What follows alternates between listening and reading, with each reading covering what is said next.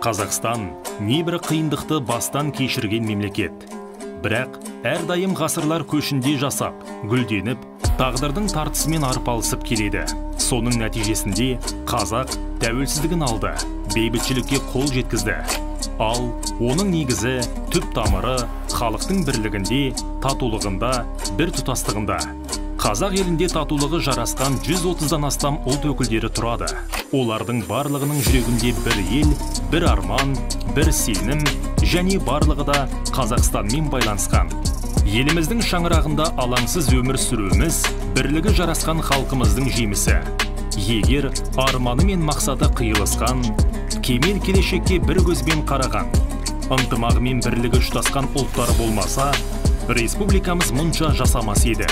Дегенмен, әлем елдері қызғана да, қызға да қарайтын мемлекетіміз көк аспанның астындағы бейбіт өмірінің тұғырын биік ұстауда.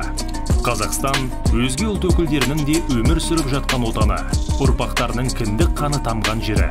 Осы ұлт өкілдерімен қоян қолтық араласып түсінісуіміз, достығымыздың жарасуы, қиын қыстау кезеңде бір құйқаны бірге бөлісіп жеп, көзімізді алартпай тереземіз тең, керегеміз кең бір шаңырақтың астында өмір сүруіміз біздің еліміздің ең басты байлығы болып табылады.